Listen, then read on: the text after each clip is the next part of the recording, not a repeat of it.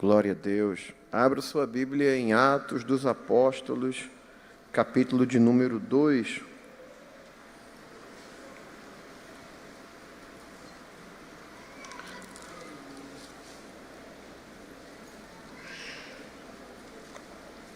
E aí você fica orando aí para Deus me ajudar, que o dia hoje foi bem agitado.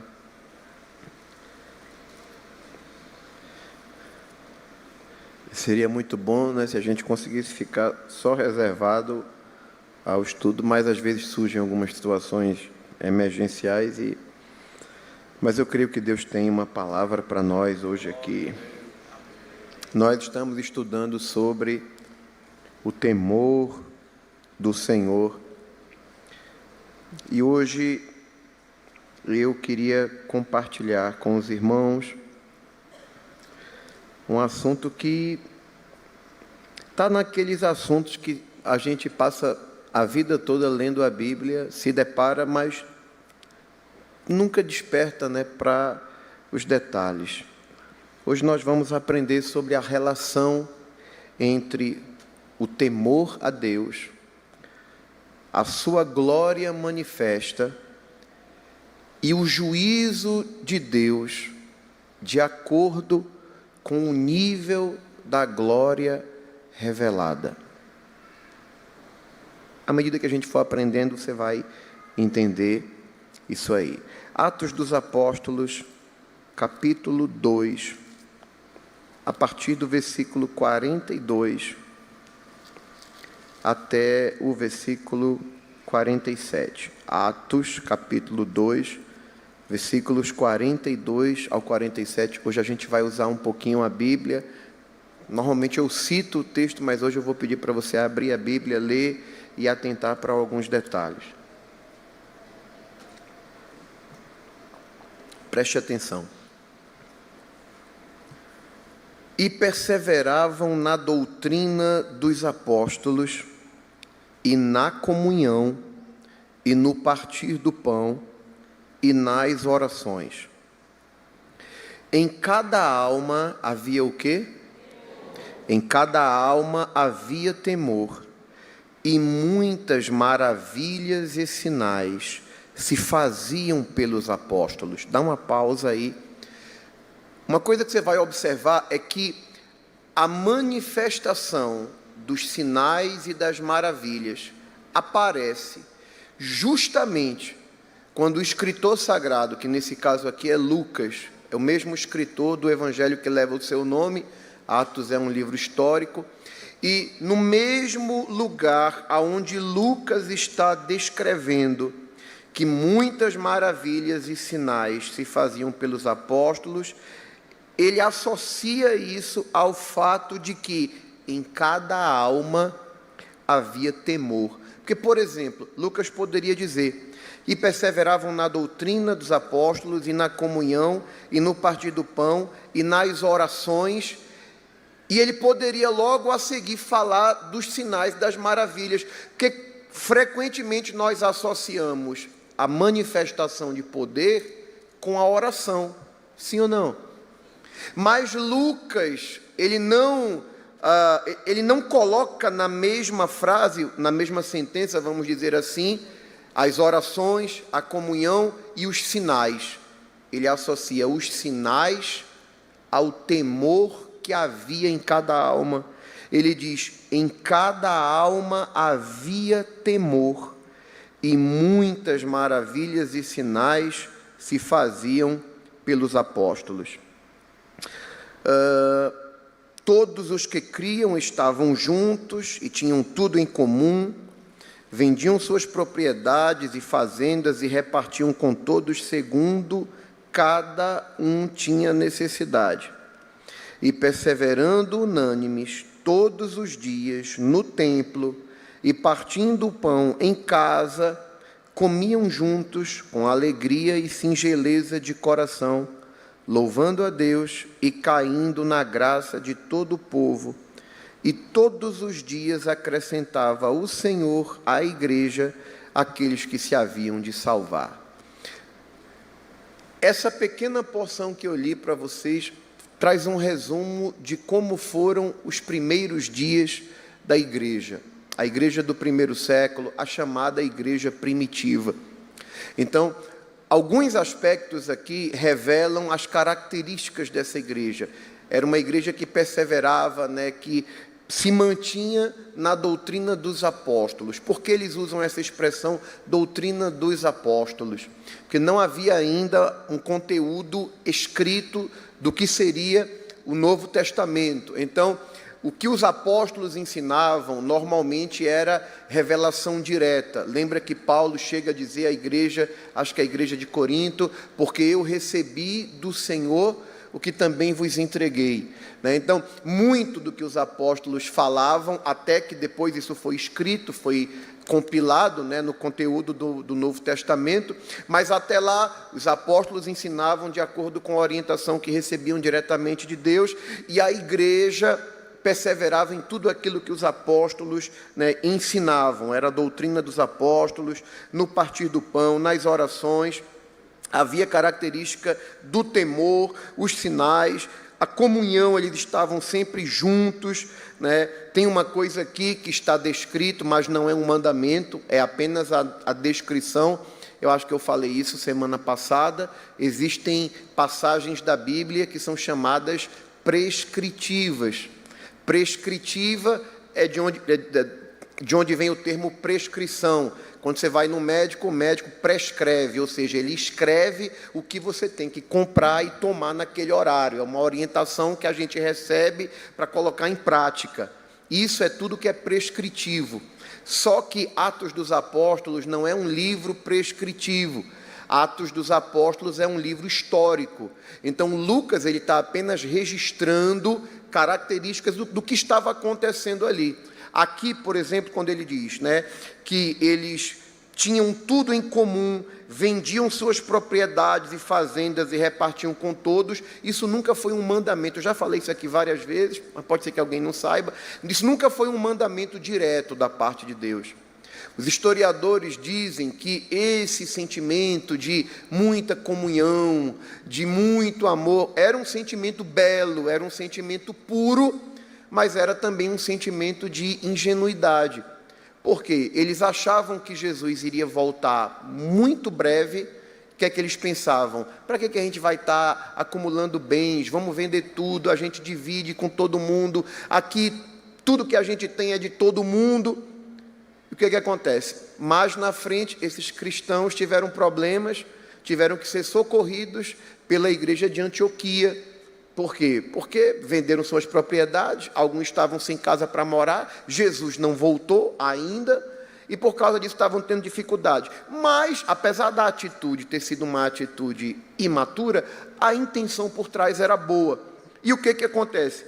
Perseveravam unânimes todos os dias, tanto cultuavam no templo, como partiam o pão em casa, comiam juntos com alegria, singeleza de coração, e o Senhor estava salvando continuamente. Qual é o contexto aqui? Qual é o ambiente aqui? Sabe que o capítulo 2 de Atos dos Apóstolos começa com a descida do Espírito Santo.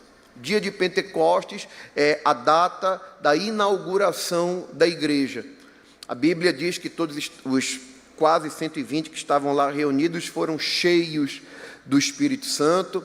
E aqui você vai perceber um detalhe interessante. Deus sempre quis habitar com os seres humanos. E o que ocorre? As primeiras estruturas de um culto coletivo vieram a partir do tabernáculo. O tabernáculo era uma estrutura móvel, por quê? Porque eles estavam peregrinando no deserto. Saíram do Egito, estavam peregrinando no deserto, passariam 40 anos andando em círculos até se estabelecerem no território de Canaã, o lugar onde eles se estabeleceriam como nação. Então, enquanto esse trajeto, esse peregrinar existia, a estrutura de culto tinha que ser móvel, tinha que ser desmontável. Então, a nuvem parava, o povo entendia que era para parar, armavam o tabernáculo, e o que acontece? A nuvem dava sinais de que ia se mover, eles desarmavam tudo e continuavam na marcha. Mas uma coisa que você vai perceber, e a gente vai citar isso, na inauguração do tabernáculo, você vai ver que a glória de Deus desceu. Posteriormente, Israel se estabelece como nação. Davi tem o desejo de construir um templo, porque agora eles não tinham mais que estar desmontando o lugar de culto, era um lugar fixo. E agora Davi quer construir um templo, Deus não dá autorização para ele, mas permite que Salomão o faça. Quando Salomão inaugura o templo, o que acontece? A glória de Deus se manifesta dentro do templo. De tal maneira, um detalhe, a Bíblia diz que a glória se manifestou na inauguração do templo de Salomão, que os sacerdotes não conseguiam se manter de pé. Os anos passam, o templo é destruído com a invasão da Babilônia, Israel vai para o cativeiro, e quando Israel recebe a ordem no período dos persas, de voltarem para Jerusalém, reconstruírem a cidade, reconstruírem o templo, o que acontece? Eles estão, presta atenção nesse detalhe, no tabernáculo a glória de Deus encheu o tabernáculo. No primeiro templo a glória de Deus encheu, a nuvem da glória encheu o primeiro templo. O templo, os anos passaram, Israel foi rebelde, veio os babilônicos, levaram eles cativos, destruíram o templo, saquearam a cidade, derrubaram os muros. Depois de 70 anos no cativeiro, com a ordem do imperador persa, acho que foi Ciro, se não me falha a memória, eles recebem autorização para voltar e reconstruir Jerusalém, reconstruir o templo. E o que acontece? Quando eles estão reconstruindo o templo, quando eles lançam os alicerces, os fundamentos, há um chororô muito grande. Estudiosos dizem que ali havia uma espécie de mistura de sentimentos. Os mais velhos choravam porque viam que aquele templo que ia ser reconstruído não tinha a mesma glória, o mesmo esplendor, a mesma riqueza do primeiro templo. O primeiro templo foi feito com toneladas de prata, de ouro, era uma das maravilhas do mundo antigo. Então, o segundo templo, que foi reconstruído após o cativeiro, era de um material mais simples. Os judeus estavam voltando do cativeiro, do exílio. Os mais jovens choravam de alegria. Por quê? Porque estavam tendo a oportunidade de reerguer o ambiente de culto. Começaram a obra. Mas depois o que acontece? Cada um foi cuidando da sua vida, voltaram para o território deles, para a terra deles, aí cada um foi cuidando da sua casa, dos seus negócios, e a obra da reconstrução do templo foi meio que deixada de lado. Então Deus levanta alguns profetas, Deus levanta Ageu, Deus levanta Zacarias, que foram profetas que se levantaram, ou que foram levantados por Deus para trazer uma palavra de incentivo. Deus estava dizendo para o povo, através desses profetas: olha, vocês colhem muito, recolhem muito, mas não fica nada, porque é como que vocês, o dinheiro de vocês vão acumulando dentro de um saco furado, porque não dá para nada. Aí Deus vai dizer o porquê disso. Em outras palavras, o sentimento era: vocês estão mais preocupados com os negócios de vocês, com as casas de vocês, em reconstruir o que é de vocês, e abandonaram a minha casa. Aí Deus levanta, se não me falha a memória, o profeta Ageu, e diz assim: ainda, dentro de um tempo eu vou abalar os céus, e virar o desejado das nações, meu é o ouro, minha é a prata. Deus estava associando a prosperidade do povo com o cuidado que eles deveriam ter com a casa. Mas o que acontece? Muitos estavam desanimados em querer reconstruir aquele templo, porque sabiam que não teria a mesma beleza, a mesma glória daquele templo que foi levantado nos dias de Salomão. Mas Deus, que encheu o tabernáculo de glória, Deus que encheu o primeiro templo de Salomão de glória, Deus não permite que a sua glória seja esquecida. E apesar do material do segundo templo não ser o mesmo, mas ele traz uma promessa dizendo: eu vou abalar os céus e virar o desejado das nações, e encherei essa casa de glória, e a glória da segunda casa vai ser maior do que a da primeira. Mas como é que um templo de qualidade inferior poderia ter uma glória superior à glória do primeiro templo, da primeira casa? Isso se cumpriu nos dias de Jesus. Porque quando Jesus entra no templo, aí você vai entender por que a glória da segunda casa é maior. Porque no primeiro templo, a glória que se revelava, o que se manifestava, era a glória Shekinah. no segundo templo, era o próprio Deus que entrou em pessoa ali para ensinar e para pregar todos os dias que ele tinha oportunidade. O que acontece? Você sabe que apesar, de Jesus ter entrado nesse segundo templo, tinha sido reformado por Herodes, mas a reconstrução mesmo se deu no período pós-cativeiro. E o que acontece? Essa promessa se cumpriu, Jesus entrou, ensinou, pregou, curou ali, mas a rejeição dos judeus em relação a Jesus fez com que, no ano 70 depois de Cristo, o general Tito cercasse Jerusalém e destruiu tudo aquilo para cumprir a profecia de Jesus, que havia dito acerca do templo. Está vendo isso aqui? Em verdade vos digo que não ficará pedra sobre pedra.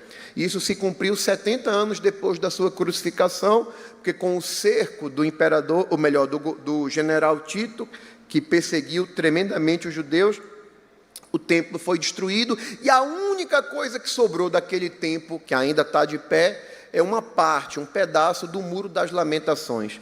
De fato, não ficou pedra sobre pedra.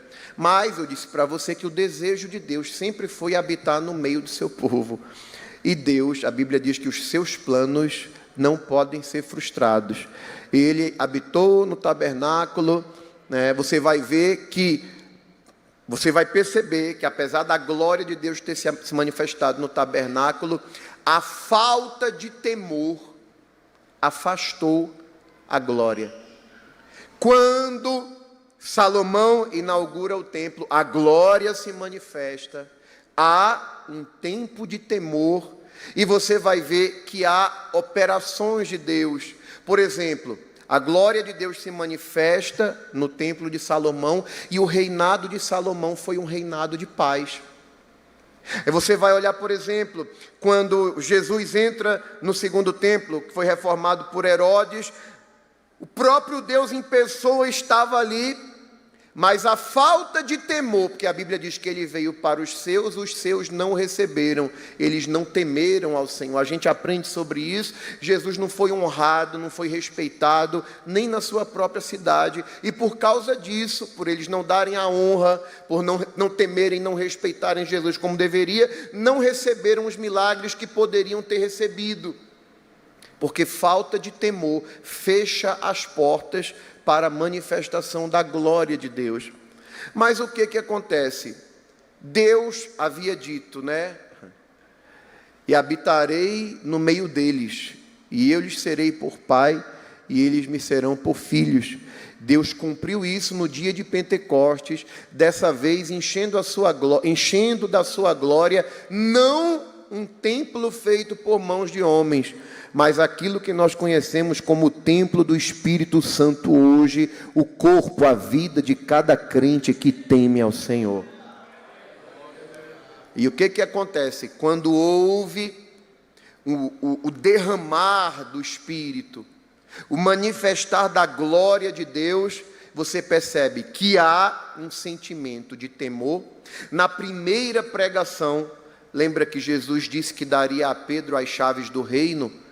Aí tem muita gente que interpreta isso achando que Pedro é o porteiro do céu, que ele é que tem a chave, tem uma lista lá, teu nome está aqui, não, pega o elevador e desce. Tem nada a ver, Pedro não é o porteiro do céu. Quando Jesus diz assim, te darei as chaves do reino, é porque quem abriu a porta para a pregação dos gentios foi Pedro. Quando todo mundo estava sem entender o que era aquilo, dizendo uma hora dessa, acho que 9 horas da manhã, esses homens estão bêbados, Pedro, um homem sem letras, sem conhecimento, sem cultura, se coloca de pé e diz assim, varões...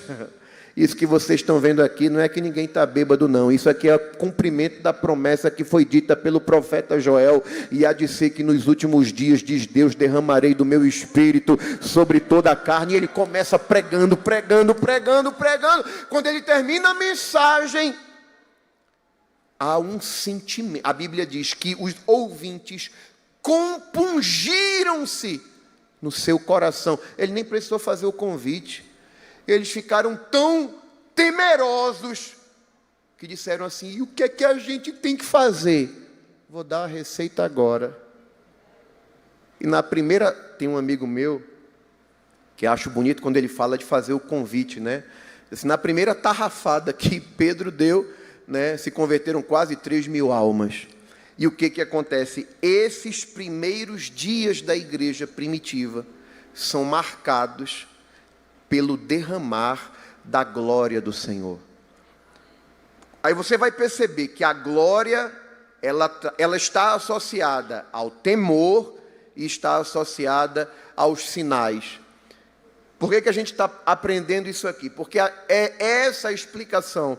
Quando você entende essa relação entre a glória e o temor, você vai entender também por que é que alguns juízos, porque alguns julgamentos de Deus chegam de forma instantânea em algumas situações, e em outras situações parece que Deus vai dando corda, vai dando corda, vai dando corda. Às vezes a gente vai olhar na Bíblia situações que a gente diz, mas espera aí, o que fulano fez foi menos grave do que Beltrano fez. O que Beltrano fez foi muito mais escandaloso, muito mais feio, mas Beltrano ficou pecando muito tempo e Deus não tomou uma providência. Esse aqui, aparentemente, nem fez algo tão grave, mas Deus julgou imediatamente.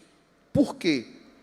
Isso está diretamente relacionado com o peso da glória que é manifestada no momento em que esse juízo acontece. Mas para a gente entender isso, eu vou pedir para você abrir sua Bíblia em Êxodo, capítulo 40.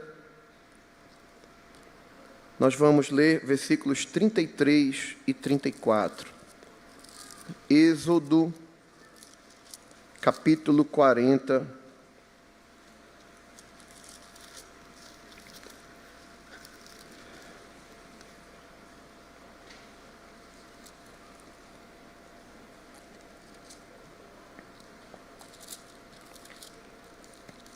Você vai perceber que, deixa eu ver aqui,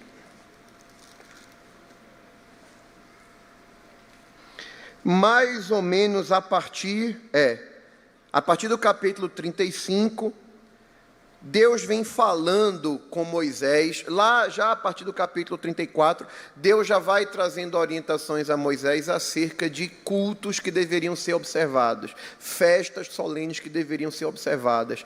Deus entrega a Moisés o modelo do tabernáculo. Então, você vai perceber uma coisa, quando se trata de culto, me permita ser bem sincero aqui, né? Talvez a gente vai notar que isso seja uma opinião um pouco diferente do que a gente ouve aí fora na internet, né? A gente escuta muito que Deus só quer o coração e cada um tem liberdade de adorar Ele como quer, mas quando a gente olha para a Bíblia, quando se fala de culto, o lugar do culto, o tipo de culto, o tipo de oferta, a maneira como vai se servir a Deus, tudo é de acordo com o modelo que Deus mostra a Moisés. Então, Deus trabalha com um modelo, Ele estabelece um modelo, estabelece um padrão, e Deus leva isso tão a sério que Deus sabia as limitações de Moisés. Como quem diz, Moisés ia precisar de gente para trabalhar com ouro, trabalhar com engaste. Engastar é você cravar pedras preciosas, por exemplo, para fazer o peitoral do sumo sacerdote, que era um peitoral que tinha que ter 3 fileiras, eram 4 fileiras de pedras correspondentes às 12 tribos de Israel. Então, Moisés pensa, espera aí, a gente saiu do Egito agora, trabalhando como escravo lá, eu não tenho mão de obra qualificada, e Deus já se adianta e diz, Moisés, fica tranquilo, porque eu já preparei, eu já enchi do meu espírito Bezaleel e Aholiabe. Deus capacitou pessoas de uma forma sobrenatural para trabalharem como ourives, como artesãos, para que o tabernáculo fosse edificado da forma como Deus mostrou a Moisés. Beleza. Aí você vai olhar capítulo 35, capítulo 36, capítulo 37, você vai perceber Deus falando do tipo de oferta, como deveria ser feito, os rituais, e cada utensílio do tabernáculo, como deveria ser construído, o altar do holocausto, o pátio, as vestes sacerdotais, como deveria ser. No capítulo 40, parece que eles estão concluindo a construção. Deus manda Moisés levantar o tabernáculo. E aí você vai perceber, no versículo 17, que o tabernáculo é levantado. E você vai observar o seguinte, na conclusão dessa obra, Arão já havia oferecido sacrifício por si, havia oferecido sacrifício pelo povo. Chega no capítulo 40 de Êxodo, versículo 33, ele cumpre tudo aquilo, faz aqueles holocaustos, e o versículo 33 diz: levantou também, Êxodo, né? 40, 33 e 34, é isso mesmo. Levantou também o pátio ao redor do tabernáculo e do altar e pendurou a coberta da porta do pátio. Assim Moisés acabou a obra. Veja o que acontece a seguir.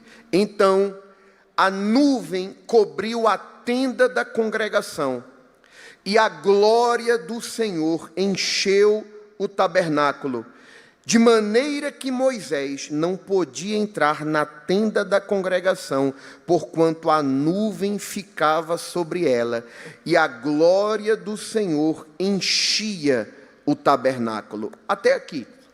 Então, o que é que você percebe? O tabernáculo é inaugurado, a glória do Senhor vem, enche o tabernáculo, imediatamente. Você vai perceber o seguinte: a glória se manifestou. Quando há um manifestar da glória, você vai perceber um sentimento de temor.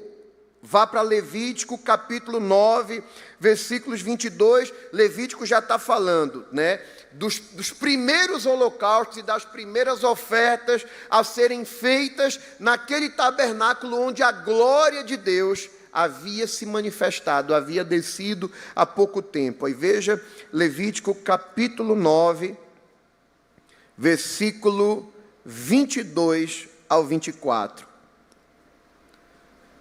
Depois, Arão, isso aqui provavelmente foi a primeira oferta que Arão faz em prol do povo, para abençoar o povo.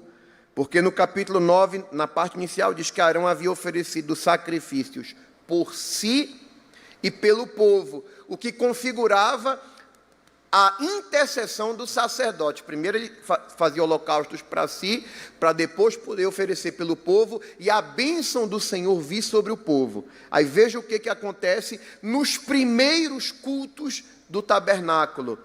Versículo 22.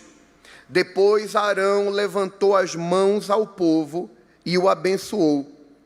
E desceu, havendo feito a expiação do pecado, e o holocausto e a oferta pacífica. Então entraram Moisés e Arão na tenda da congregação. Depois saíram e abençoaram o povo. E a glória do Senhor apareceu a todo o povo, porque o fogo saiu de diante do Senhor e consumiu o holocausto e a gordura sobre o altar. O que, vendo todo o povo, jubilou e fez o quê? Caiu sobre as suas faces.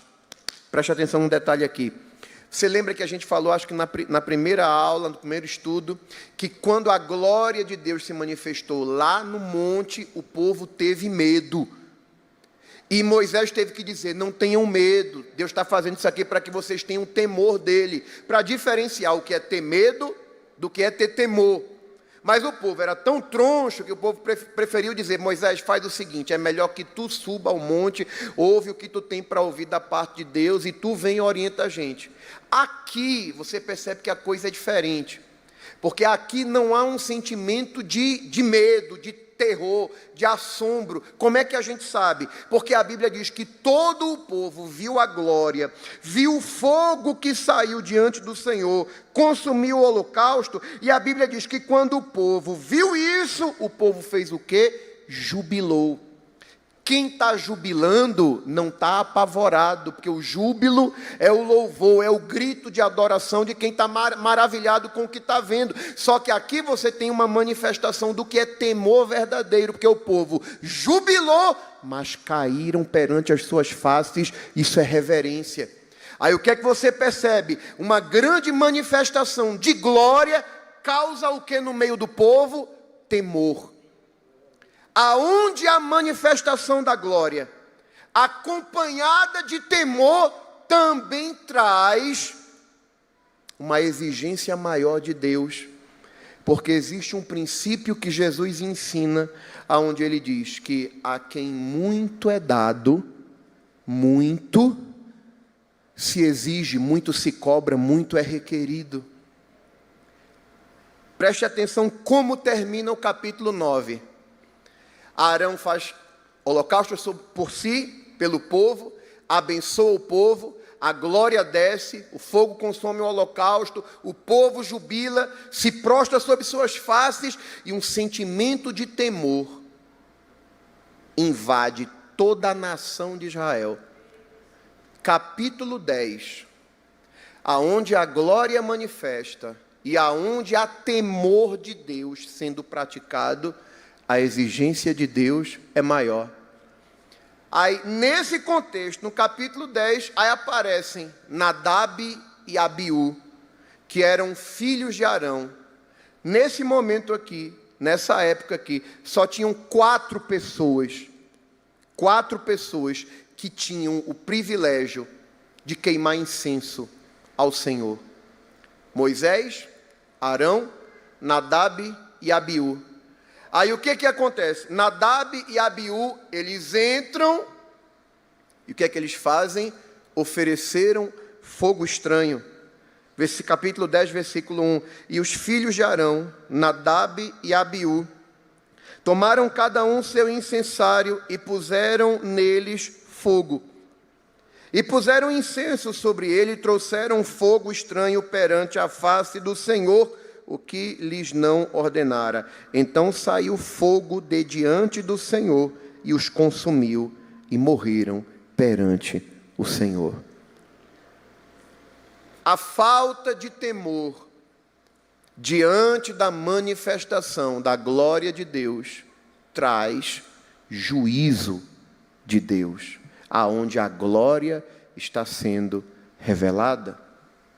Quem está entendendo diz amém. Pastor, e que fogo estranho é esse que Nadab e Abiú apresentaram? Se você pega uma versão mais atualizada, algumas versões mais atualizadas, elas vão dizer que o problema em si não estava no tipo do fogo que eles acenderam ou queimaram incenso, mas sim na forma, porque fogo estranho está mais relacionado com a maneira como se faz. Há muitos estudiosos que acreditam, e eu vou mostrar por que eles acreditam nisso. Muitos estudiosos acreditam que a razão por que Nadab e Abiú foram fulminados, consumidos instantaneamente, é porque eles teriam entrado num lugar sagrado para uma atividade sagrada embriagados. Pastor, onde é que diz isso? Não diz de forma explícita, mas se você continuar no capítulo 10, se você ler o versículo de número 8, vamos ler o versículo 7, que você vai entender o contexto. Veja o que o Senhor prescreve, diz assim: nem saireis da porta da tenda da congregação para que não morrais, porque está sobre vós o azeite da unção do Senhor. E fizeram conforme a palavra de Moisés. Isso aqui era Moisés orientando os filhos substitutos, né? Que Arão tinha mais 2 filhos que ficaram no lugar de Nadab e Abiú. Aí imediatamente vem uma orientação de Deus para Arão. Versículo 8: e falou o Senhor a Arão, dizendo: vinho ou bebida forte, tu e teus filhos contigo não bebereis, quando entrardes na tenda da congregação. Para quê? Para que não morrais. Estatuto perpétuo será isso entre as vossas gerações, para fazer diferença entre o santo e o profano, e entre o imundo e o limpo. Pastor, aqui não está dizendo que Nadab e Abiú morreram porque estavam embriagados. Realmente não está dizendo. Mas, curiosamente, Deus traz essa orientação logo após ter acontecido uma morte, né, dos 2 filhos de Arão, e a orientação de Deus foi para Arão, dizendo: olha, isso é estatuto perpétuo para você e para os teus filhos. Vinho e bebida forte vocês não vão tomar.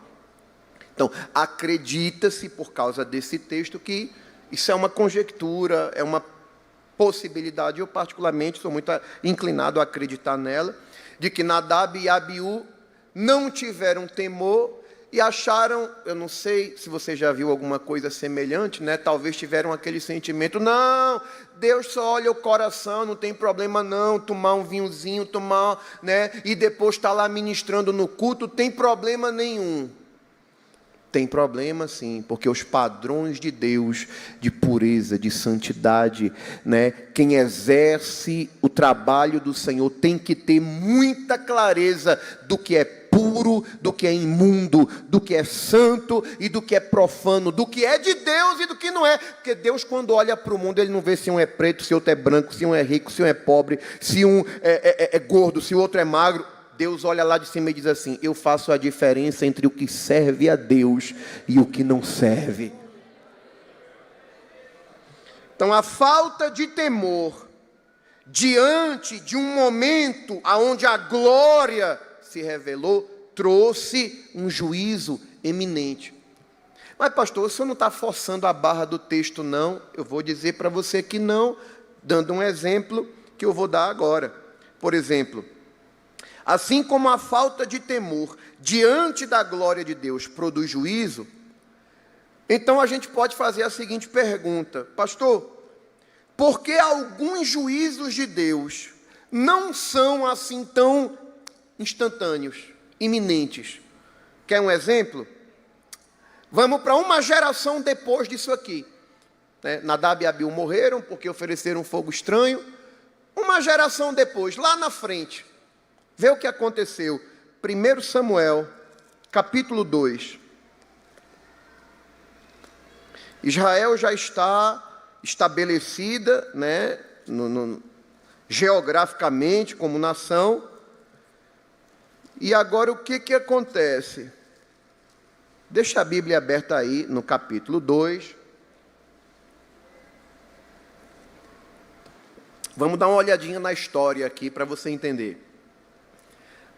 Levítico capítulo 9. Por exemplo, Êxodo termina com a glória de Deus se manifestando no tabernáculo. Levítico capítulo 9 termina com o povo jubilando, vendo a glória de Deus, o fogo descer, queimar o holocausto, o povo jubilando, caindo com a face no chão em reverência, por causa do temor que tiveram a Deus. Imediatamente vem um juízo quando o temor ao Senhor não foi respeitado diante da manifestação da sua glória. Nós estamos vivendo nos dias de Moisés e Arão. O tempo vai passando e o que acontece? Você percebe uma falta de firmeza no coração do povo. Porque o mesmo povo que jubilava porque a glória descia, era o povo que depois estava reclamando porque estava cansado de comer maná. Já parou para pensar? Um maná, coisa que você não encontra na padaria, na venda da esquina, no atacadão, alimento que vinha do céu, providência de Deus para cuidar do povo. Aí o povo daqui a pouco, a gente quer comer carne, e reclamavam por tudo. E você vai percebendo que essa dureza do coração do povo vai irritando Deus. Moisés morre, Josué assume o seu lugar. Você ainda vai ver uma manifestação da glória de Deus, porque Deus disse a Josué, como fui com Moisés, serei contigo. Mas o que é que você vai perceber na história do povo? Quando Josué morre, a Bíblia diz que depois de Josué, depois da sua morte, levantou-se uma outra geração que não conhecia ao Senhor. Aí eu pergunto, você vai temer, você vai respeitar quem você não conhece? Quem já leu a Bíblia toda e se depara com o livro de Juízes, gente, dá uma raiva, uma ira santa, por causa do ciclo vicioso dos hebreus. Primeiro que a Bíblia diz que no tempo dos juízes, cada um fazia o que bem parecia aos seus próprios olhos. Aí você vai ver gente alugando sacerdote, assalariando sacerdote para ser o sacerdote particular dele. Parece coisa desses últimos dias, né? A pessoa escolhendo quem vai ser o seu sacerdote. Olha, eu vou lhe pagar, eu só quero que você me abençoe. Você vai ver, por exemplo, uma mulher, né, isso acontece no livro dos Juízes, né, a concubina de um levita sofreu um estupro em massa ao ponto de morrer. e ele, como forma de protesto, corta, ele esquarteja o corpo dela em 12 partes e manda um pedaço para cada tribo de Israel. Quase que a tribo de Benjamim é aniquilada por conta disso, porque o povo tinha perdido o temor. Aí o que acontece? Isso ocorre no período dos juízes. Não, a coisa não fica totalmente pior, por quê? Porque Deus sempre permitia que o inimigo oprimisse o povo clamava a Deus, Deus levantava um juiz, o juiz ia lá, libertava o povo, enquanto o juiz estava vivo, o povo ainda respeitava o juiz, aquele juiz morria, o povo voltava a pecar, até ser oprimido de novo, aí vinha Débora, vinha Jefité, vinha Sansão, vinha Gideão, mas era um tempo de altos e baixos em termos espirituais. O que acontece? Israel se estabelece na terra, né? Período dos juízes, eles estão ainda vivendo esse momento em que eles estão assumindo, né? Os primeiros capítulos de Juízes, eles estão conquistando ainda o território de Canaã. E o que acontece? Israel falhou em nunca ter expulsado completamente os cananeus dali, e sempre estavam se misturando com eles. O que acontece? Quando chega no primeiro livro de Samuel, você vai encontrar, acho que é o primeiro, é isso mesmo, eu falei 2 Samuel, não foi para você? É 1 Samuel mesmo, 1 Samuel capítulo 2. Qual é o contexto de 1 Samuel? O período dos juízes está chegando no final. Nesse tempo, tinha um sacerdote chamado Eli. Como a Arca da Aliança ficou em Siló, então eles lá meio que improvisaram, fizeram um pequeno templo lá, e o povo subia para Siló para adorar a Deus. Mas eles vieram de toda uma trajetória onde se perdeu o quê? O temor a Deus. E uma coisa que você percebe é que aonde não há temor, não há glória. Vamos lá. 1 Samuel, capítulo 2, versículo 29. Porque alguns juízos de Deus não são iminentes. O sacerdote Eli está lá, e a Bíblia diz que os filhos de Eli, que também eram do ministério sacerdotal, eram homens prostitutos. Eram homens que ameaçavam até tomar à força as ofertas de quem trazia seus holocaustos para sacrificar ao Senhor. Deus levanta um homem de Deus para trazer uma profecia para Eli. 1 Samuel capítulo 2, versículo 29, o homem de Deus diz a Eli: por que dás coices contra o sacrifício e contra a minha oferta de manjares que ordenei na minha morada, e honras a teus filhos mais do que a mim, para vos engordardes do principal de todas as ofertas do meu povo de Israel? Deus estava repreendendo Eli, porque Eli não repreendia os filhos, e Deus diz: você honra seus filhos mais do que a mim. Versículo 30. Portanto, diz o Senhor Deus de Israel: na verdade, tinha dito eu que a tua casa e a casa de teu pai andariam diante de mim perpetuamente. Porém, agora, diz o Senhor, longe de mim tal coisa, porque aos que me honram, honrarei, porém os que me desprezam serão envilecidos, serão arruinados. Veja o versículo 31. Eis que vem dias... Isso aqui é interessante. Por que Deus diz assim, eu vou julgar agora? Deus ainda estava dizendo, eis que vem dias em que cortarei o teu braço e o braço da casa de teu pai, para que não haja mais velho algum em tua casa. Isso era um juízo de Deus, que Deus estava dizendo ainda, virão esses dias. Deus não julgou isso imediatamente.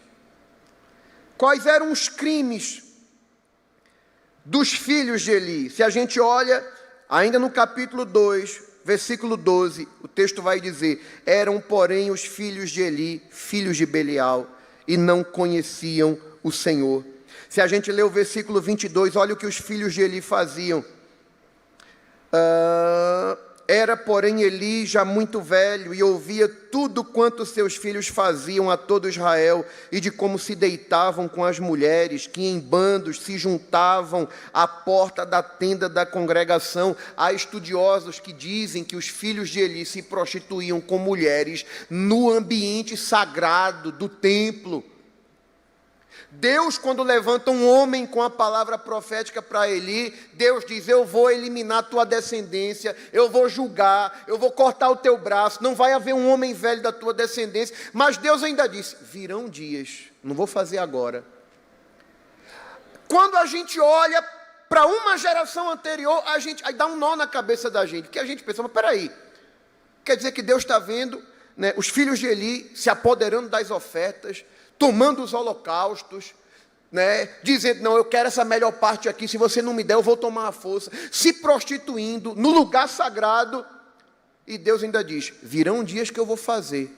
A gente olha uma geração anterior, Nadab e Abiú, na primeira oportunidade que eles oferecem fogo estranho, eles são fulminados na hora.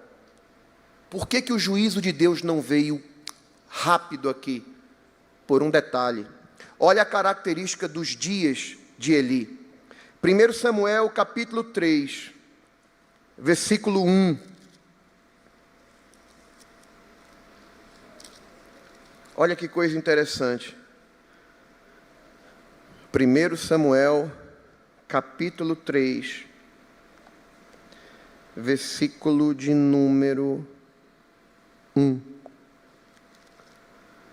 E o jovem Samuel servia ao Senhor perante Eli. E a palavra do Senhor era de muita valia naqueles dias.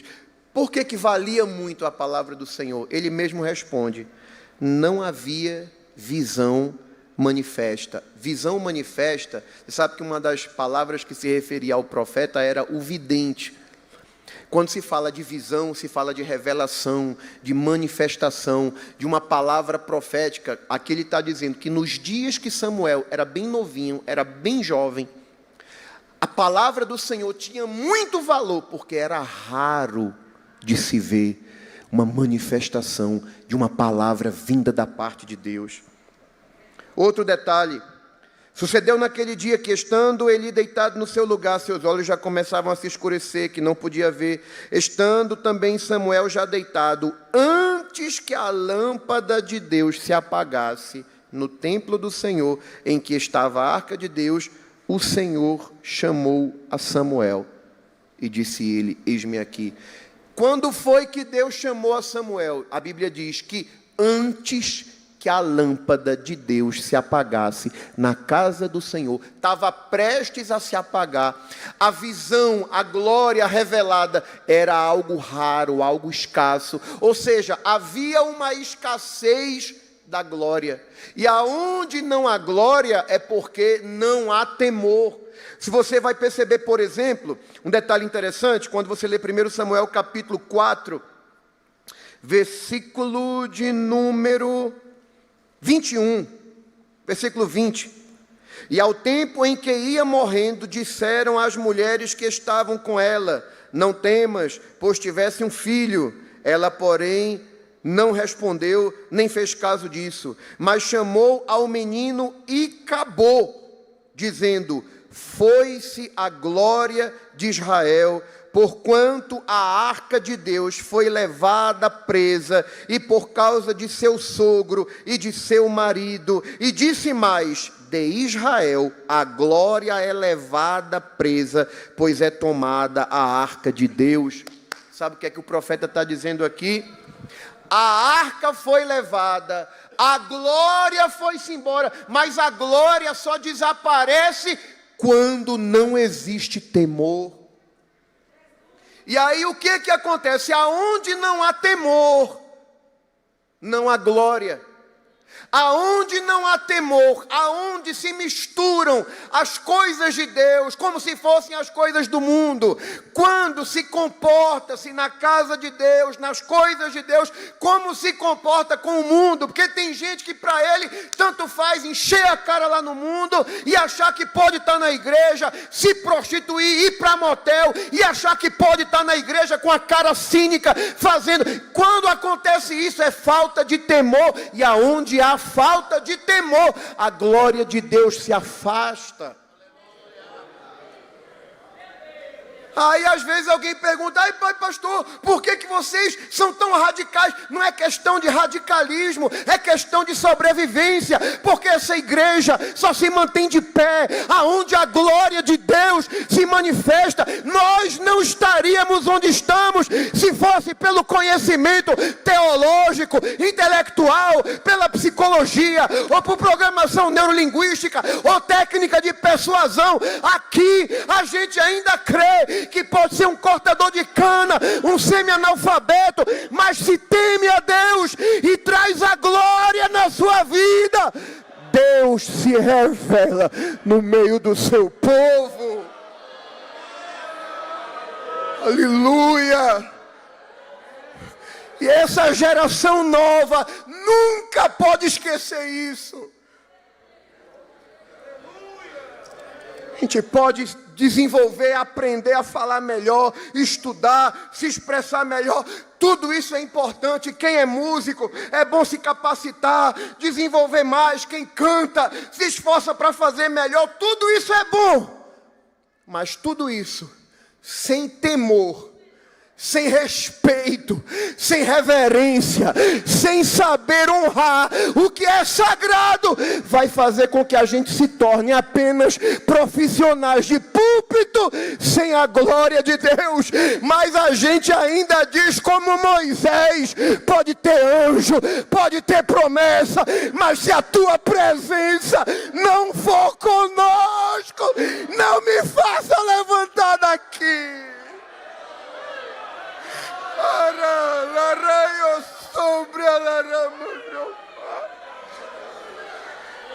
Aleluia! É por isso que a gente vê tanta coisa, gente. É por isso que a gente vê tanta coisa acontecendo. Alguém diz: mas pastor, Deus não está vendo isso não. Deus está vendo. Agora escute uma coisa: o fato de Deus não julgar imediatamente não quer dizer que Ele vai deixar de julgar não, vice.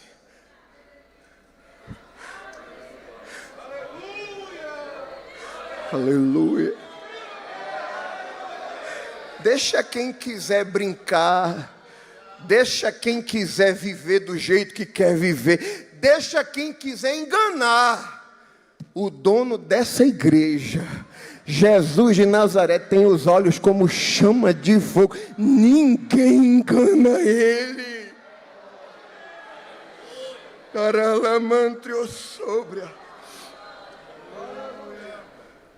Ofni e Finéias caíram, tombaram, morreram.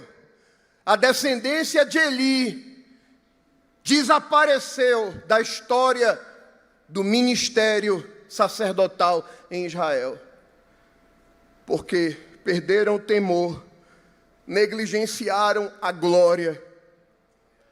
E agora Deus levanta um menino.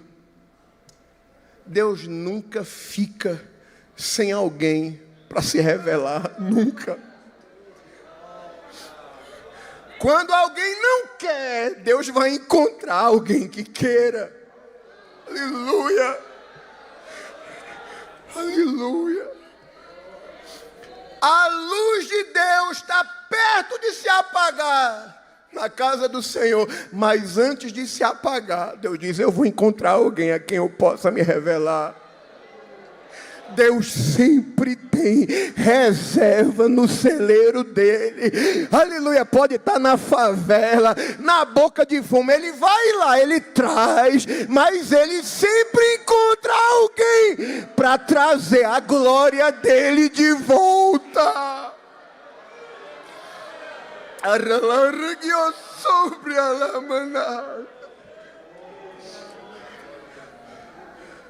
Aí vê que coisa interessante. A glória se foi. Mas veja uma coisa interessante.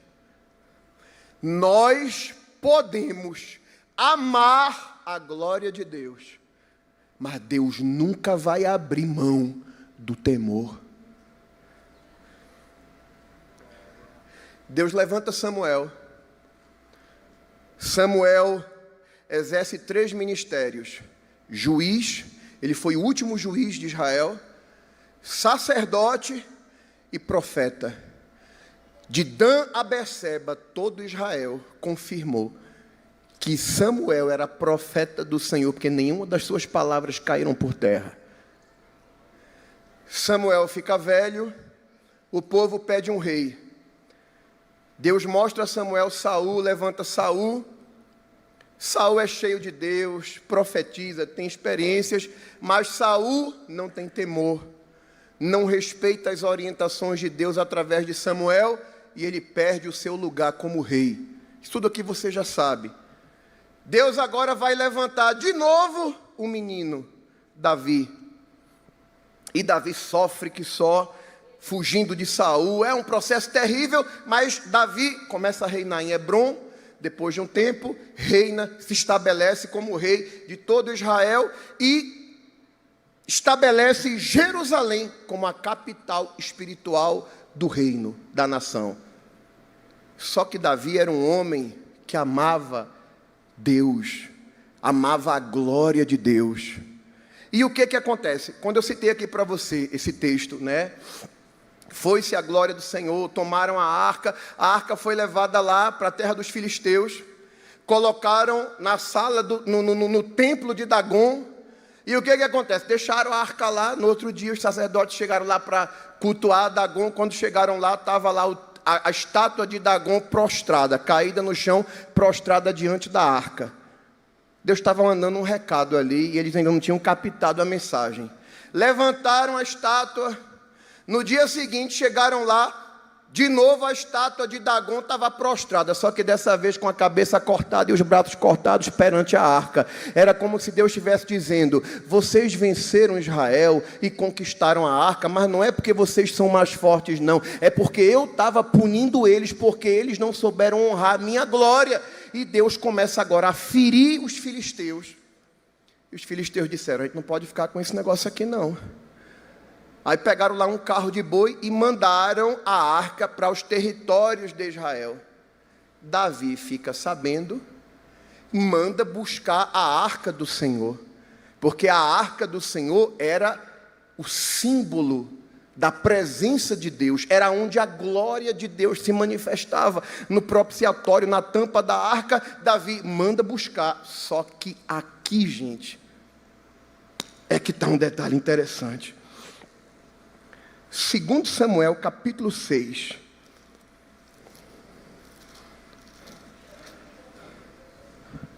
Olha que coisa interessante.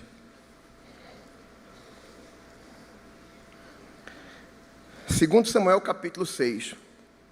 E tornou Davi a ajuntar todos os escolhidos de Israel, em número de 30.000.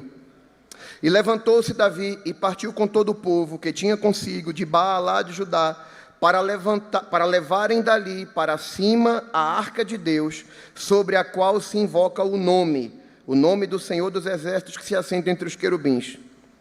Agora vê o vacilo de Davi. E puseram a arca de Deus em um carro novo, e a levaram da casa de Abinadab, que está em Geba, e Uzá e Aiô, filhos de Abinadab, guiavam o carro novo. E levando-o da casa de Abinadab, que está em Geba, com a arca de Deus, Aiô ia adiante da arca. E Davi e toda a casa de Israel alegravam-se perante o Senhor, com toda a sorte de instrumentos de madeira, de faia, com harpas e com saltérios e com tamboris e com pandeiros e com símbolos. Dá uma pausa aí, só não fecha a Bíblia, olha aqui para mim. Olha que coisa linda, gente. Davi reúne um exército. Vamos buscar a arca do Senhor. E ele vai trazendo a arca, coloca lá os filhos de Abinadab trazendo a arca, e adorando, tocando instrumento. Gente, ninguém tem dúvida de que o coração de Davi era um coração adorador, de alguém que estava feliz, porque na mente dele, vamos trazer a arca, ou seja, vamos trazer de volta a glória do Senhor para Israel, porque eu não quero reinar sem a glória. O sentimento, a intenção é maravilhosa, é perfeita. Mas não adianta querer fazer o certo da maneira errada. Porque, escute isso aqui, essa ideia de colocar a arca do Senhor em cima de carro de boi foi ideia dos filisteus. Por quê? Porque filisteu não entende nada do culto ao Deus de Israel. Agora, na lei, estava escrito que só quem podia conduzir os utensílios sagrados eram os levitas e a classe sacerdotal. O que é que Davi fez? Davi usou a mesma estratégia dos filisteus para elementos de culto. E quem vai trabalhar com elementos de culto não pode copiar o modelo do filisteu. Quem lê, entenda. Gente, será que Davi não estava bem intencionado aqui? Versículo 6. Todo mundo cantando, adorando, uma coisa linda. Chegando à eira de Nacon, estendeu Uzá a mão à arca de Deus e segurou-a, porque os bois a deixavam pender. Então a ira do Senhor se acendeu contra Uzá, e Deus o feriu ali por esta imprudência, e morreu ali junto à arca de Deus. A gente olha assim, diz assim, dá vontade de dizer assim, mas Senhor, precisava ser tão severo? Deus não negocia os princípios que Ele mesmo estabelece. O que é que aconteceu? Versículo 8. Davi se contristou, porque o Senhor abriu rotura, em Uzá, e chamou aquele lugar Pérez Uzá, a rotura de Uzá, até o dia de hoje. Mas o que aconteceu após isso? E temeu Davi ao Senhor. Olha aqui para papai. Alguém aqui tem dúvida de que Davi amava a Deus? Ninguém tem dúvida. Só que no nosso relacionamento com Deus, não só pode haver amor, tem que ter temor. O grande problema é que essa nossa geração está sendo bombardeada com esse tipo de mensagem de autoajuda que coloca você como um bebezinho onde todas as atenções do universo têm que ser direcionadas para satisfazer as tuas vontades, para melhorar a tua autoestima, e não é assim, gente. O mesmo Deus que a Bíblia diz, como um pai se compadece dos seus filhos, assim o Senhor trata aqueles que o amam e tal. O mesmo Deus que é apresentado na palavra como pai, também é o mesmo Deus que diz a Moisés, Moisés, eu sei que tu quer ver minha face, mas homem nenhum pode ver a minha face, porque morre. O que é que ele está falando? É a minha glória. Não esqueça que eu sou Deus, eu sou supremo, eu sou soberano, eu sou fogo consumidor. Aleluia. A gente ama a Deus quando Ele quer. Ele trata a gente como filho. Ele pega a gente no colo quando a gente não tem força. Mas o mesmo Deus que chama a gente de filho também diz, filho do homem, ponha-se de pé. Ou seja, reconheça quem eu sou. A gente não pode esquecer que Deus é fogo consumidor também. A gente ama a Deus, mas a gente não pode deixar de temê-lo. Eu vou dizer, eu sou meio chato, viu? Às vezes eu tenho dificuldade de escutar alguns hinos, né? Uns hinos que gostam de chamar Deus de você. É você, é você. Mas, pastor, na Bíblia não chama tu, e tu não é menos formal, só que o tu da Bíblia é tu, Senhor. Davi amava a Deus, o que estava fazendo era por amor. Mas quando ele percebe o que acontece, ele fica triste. Sabe por que é que Davi não vai reclamar com Deus? Sabe por quê? Porque, gente, Deus não vai permitir que a gente sofra uma consequência sem primeiro nos orientar lá atrás. Sabe o que é que Deus havia estabelecido na lei? Já havia dito através de Moisés que todo aquele que fosse rei tinha que ter uma cópia do livro da lei para ler nele e meditar todos os dias. Sabe por que foi que Davi foi na onda dos filisteus de trazer a arca em cima de carro de boi por desconhecimento da palavra? Ele fica triste, mas ele reconhece: o erro foi meu, a falha foi minha, porque eu quis fazer o certo, mas da forma errada. O que é que acontece? Davi temeu ao Senhor naquele dia.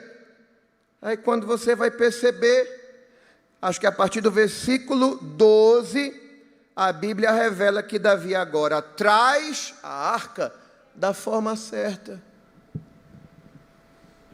O que foi que Deus disse a Caim? Caim estava triste, porque seu sacrifício não foi aceito. Deus disse assim: por que tu está assim, negão?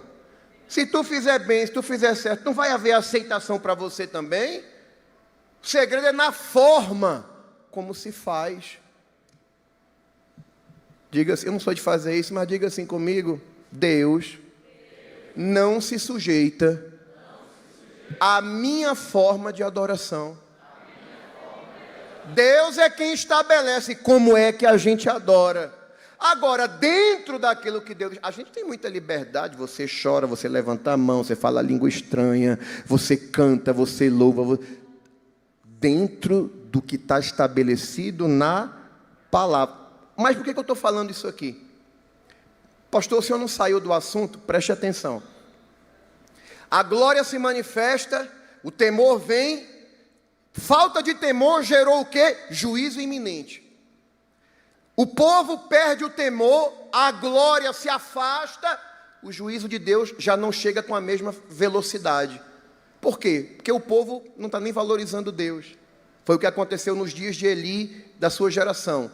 Só que a partir de Samuel, Deus vai reconstruindo um caminho para que a glória dele voltasse. E quando Davi se levanta, qual é o primeiro pensamento de Davi? É trazer a arca, é trazer a glória de volta. Só que a glória, o que mantém a glória é o temor. E como Davi quer trazer a glória, mas sem temer a Deus, sem respeitar o que ele estabeleceu, o que acontece? Você quer trazer a glória, se a glória vem, faça certo, porque o meu juízo chega. Quando o juízo de Deus veio sobre Uzá, Davi entendeu a mensagem: eu quero a glória, agora eu também preciso temer a Deus e fazer as coisas do jeito que Ele quer. Quem entendeu diz amém. Curiosamente, se você continua lendo, capítulo 7 em diante, você vai ver o seguinte: lá quando Davi está trazendo a arca, Mical vai reprovar Davi porque ele está alegre, está feliz. Você já começa a ver manifestações de Deus. Deus feriu Mical de esterilidade porque ela estava criticando Davi no seu coração. Capítulo 7 em diante, você vai ver o quê? As vitórias de Deus através de Davi. Por quê? Trouxe a glória onde tem glória, e aonde se estabelece o temor, você vai ver vitória, você vai ver intervenção de Deus, você vai ver milagre. Vamos concluir, para a gente terminar, eu não ficar devendo para você. Vamos voltar para Atos, capítulo 4. No dia de Pentecostes, a glória de Deus desceu, o Espírito Santo veio, encheu os que estavam presentes. Em cada alma havia temor. Muitos sinais eram realizados pelos apóstolos. Aí você vai entender por que é que Ananias e Safira são fulminados instantaneamente. Só que você entende melhor isso aqui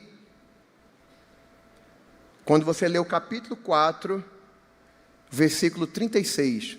Antes de ler, olha aqui para mim, só para te dar um detalhe. Você sabe que a divisão de capítulos e versículos não estão nos textos originais. Somente me parece, se não me falha a memória, que foi no século XVI que introduziram os capítulos, dividiram os livros em capítulos e versículos para facilitar a localização dos textos. Aí o que acontece? Isso é bom por um lado, mas tem algumas dificuldades, porque, por exemplo, quando você lê Atos capítulo 4, aí dá uma pausa, amanhã eu leio o capítulo 5. Aí quando você vai ler o capítulo 5, é meio que você esqueceu o capítulo 4 e você encara cada capítulo como uma parte independente. E não é. Para você entender o capítulo 5 aqui, você vai entender melhor quando você lê o versículo 36 do capítulo 4. Porque ele diz aqui: então José, cognominado pelos apóstolos Barnabé, que traduzido é filho da consolação, levita, guarda essa informação, levita, natural de Chipre, possuindo uma herdade, vendeu-a e trouxe o preço e o depositou aos pés dos apóstolos. O capítulo 5 começa assim: mas, olha aqui para mim, por que o capítulo 5 inicia com essa, acho que é conjunção adversativa, né? Mas, porque ele está, de alguma forma, ele está associando o que acontece com Ananias e Safira com o que aconteceu com Barnabé. E o que é que uma coisa tem a ver com a outra? Quando você vai estudar o contexto da época, por exemplo, Barnabé era levita. Ele é levita em um período em que a idolatria tinha desaparecido de Israel e a classe religiosa, a classe sacerdotal era valorizada. A lei dizia que o levita era mantido pelo povo. Então, a história diz que Barnabé era um homem rico, pelo fato de ser levita, e uma das provas disso era o fato de que ele era de Chipre. Chipre, naquela época, era como se fosse uma espécie de resort. Daquela época, as casas mais chiques, os lugares mais topados, como a gente diz, ficavam em Chipre. E não é que Barnabé apenas era de lá, ele tinha uma propriedade lá. Aí o que é que Barnabé faz? Barnabé, movido por esse sentimento, a Bíblia diz que ele, possuindo uma herdade, vendeu-a e trouxe o preço e o depositou aos pés dos apóstolos. O que é que isso tem a ver com Ananias e Safira? Quando Lucas diz assim: mas um certo varão, chamado Ananias, com Safira sua mulher, vendeu uma propriedade e reteve parte do preço. Alguns estudiosos, eles interpretam esse texto dizendo o seguinte: provavelmente, Ananias e Safira eram conhecidos na igreja como grandes ofertantes da obra. E o que ocorre? Possivelmente eles estavam meio que no centro das atenções. Até o dia que aparece Barnabé, levita, sem interesse nenhum, motivado pelo amor, ele vai lá, vende lá a propriedade dele no, sei lá, no principal resort da época. Ele vai lá, vende e traz aos pés dos apóstolos. Quando Ananias e Safira viram aquilo, é como que eles se sentiram ameaçados, como quem diz: e agora nós não somos mais o centro das atenções. Agora a nossa família não é a mais conhecida na igreja, porque chegou esse Barnabé aí e todo mundo está olhando para o que ele fez. Só tem uma forma da gente reverter isso: a gente vai lá, vende uma propriedade e faz o mesmo. Só que a gente faz o seguinte: como a gente não quer contribuir da mesma forma que Barnabé contribuiu, a gente diz que vendeu por tanto.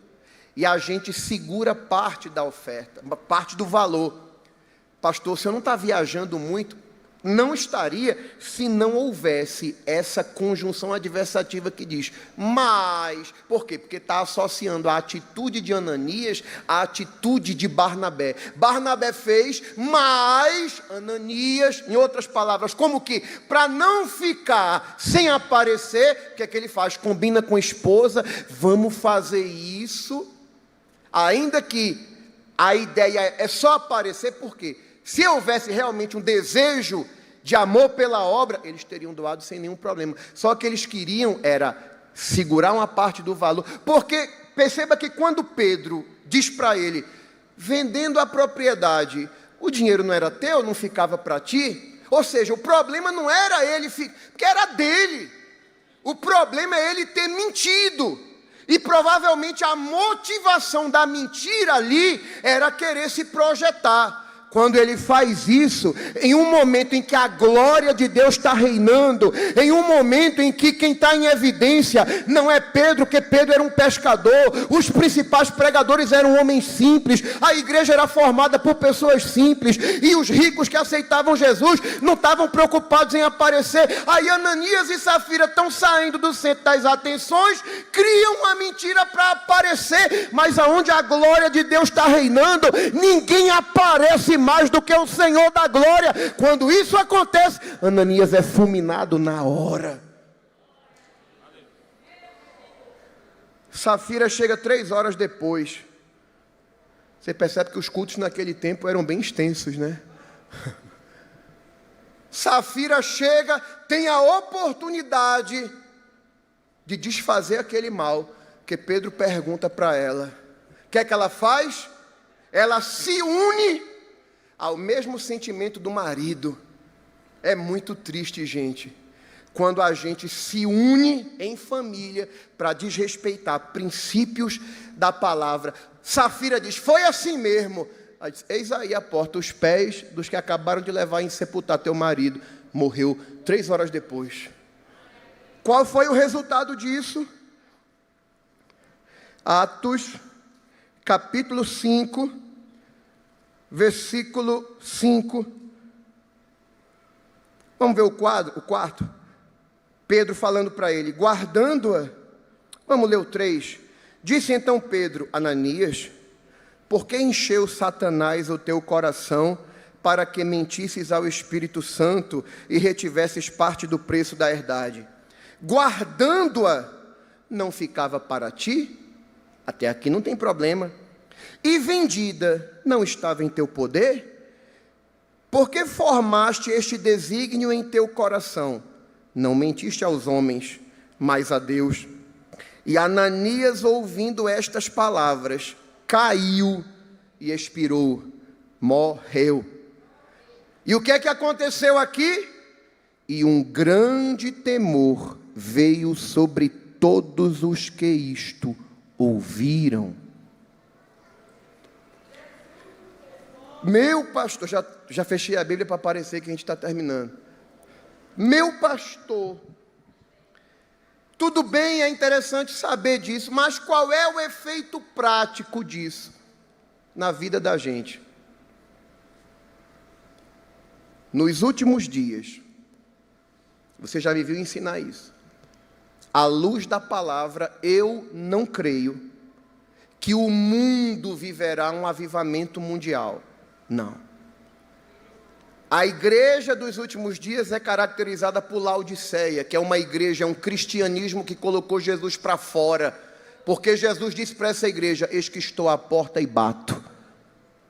Agora, aonde existe apostasia, afastamento, também existe remanescente. Um grupo que se coloca aos pés de Jesus e não abre mão dele por nada. Para esse grupo que não abre mão, a glória de Deus nunca vai deixar de se manifestar.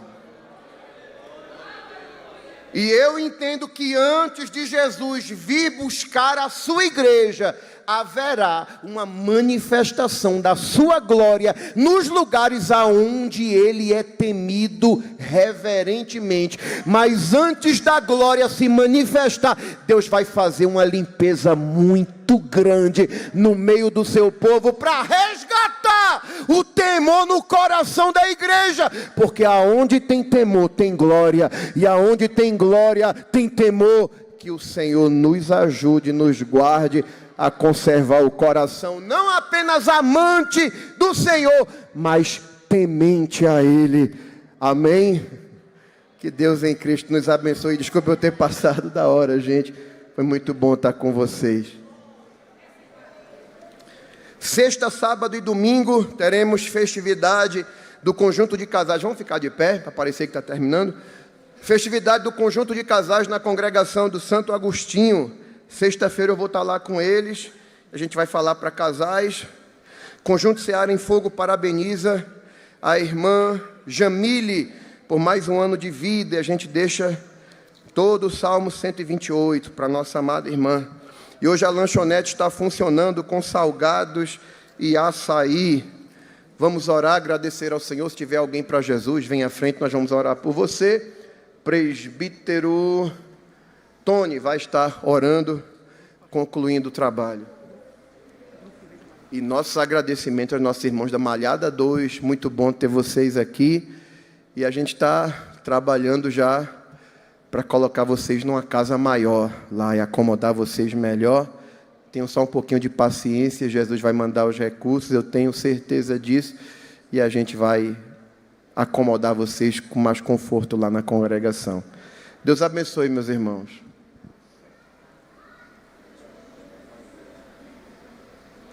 Meus queridos irmãos, eu vos saúdo com a paz do Senhor Jesus. Amém. Conforme nos concede nosso pastor, vamos estar orando, agradecendo. Senhor nosso Deus e Pai, queremos te glorificar, Senhor, te exaltar por este momento que passamos em tua presença. Pelo ensino da Tua Palavra, o nosso coração nos ajuda, Senhor, a Te servir com fidelidade, com temor, Senhor Deus. Te pedimos também pelos Teus filhos, ó Pai. Leva-nos em paz nossos lares, nos dê uma noite tranquila, um sono reparador, Senhor. E que possamos continuar sentindo a Tua presença, ó Pai querido. Nós Te pedimos essas bênçãos em o nome de Jesus. Amém. Meus amados, que a graça do Senhor Jesus, o grande amor de Deus nosso Pai, a comunhão e as doces consolações do Santo Espírito seja sobre todo o povo de Deus agora e sempre, todos com temor dizem amém. Dá um abraço no teu irmão e diz: foi bom você ter vindo.